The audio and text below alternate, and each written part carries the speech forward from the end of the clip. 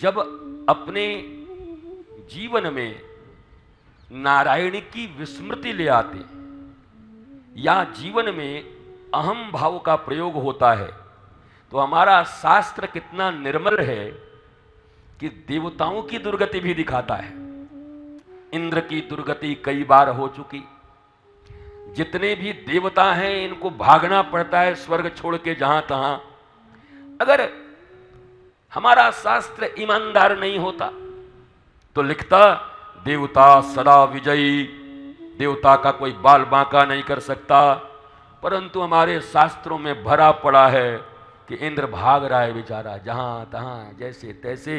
अर्थात मनुष्य हो देवता हो परंतु विधि के विधान का पालन अगर नहीं कर रहे, अगर सनातन संस्कृति जीवन की पद्धति और वैदिक नियमों का पालन, गुरु के चरणों में प्रीति, प्रमाद और आलस्य से दूर होकर जो साधना मिली है उस साधना को करने में कोताही करोगे तो देवताओं के राजा इंद्र भी रहोगे, तब भी स्वर्ग छोड़कर गली गली भागना पड़ेगा।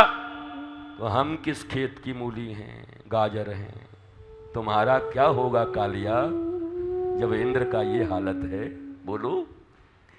तो इसलिए भारतीय सनातन शास्त्र से ईमानदार शास्त्र कहीं मिलेंगे नहीं तुमको।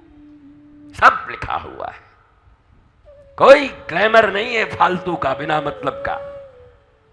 जो है सो खुल्लम खुल्ला है। विश्वामित्र ने वो किया तो वो भी लिखा है, और विश्वामित्र ब्रह्मर्षि बन रहे हैं तो वो भी लिखा है। वशिष्ठ जी के जीवन में, कण्व के जीवन में, ये वाले कण्व नहीं वो वाले कण्व, तो कण्व के जीवन में, चैवन्य के जीवन में, अंगिरा, ऋभु, नारद जी के जीवन में देखो। अरे दुनिया की छोड़ो, मोहिनी रूप देखकर भगवान शंकर भी लोक जागरण के लिए, हमें जगाने के लिए, नहीं तो महादेव को कौन महाराज काम ताम और वासना छू सके। ऐसे ही देख दें तो भस्म है जाए, सब भस्म तो कर ही दिया था।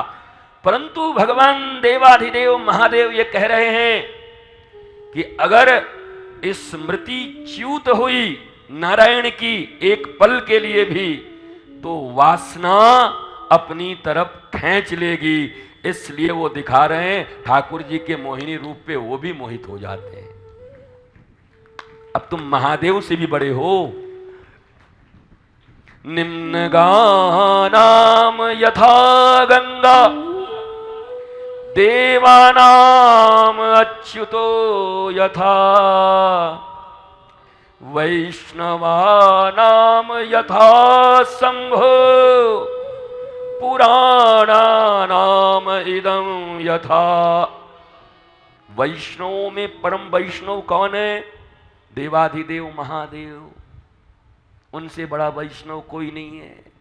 लाला को जब जब जन्म है भयो तब तब नंदी भृंगी को लेके आ गए दर्शन करवे को महाराज। और इतनो प्रेम है लाला ते और महाराज ते कि सारी दुनिया में तुर्रेदार मूछ लेके बैठे हैं, पर हमारे वृंदावन में नथिया फरिया पहन के गोपेश्वर नाथ बन के बैठे हुए हमारे ऐसे भोलेनाथ हमारे। बताओ कितना प्रेम हमारे लाला थे।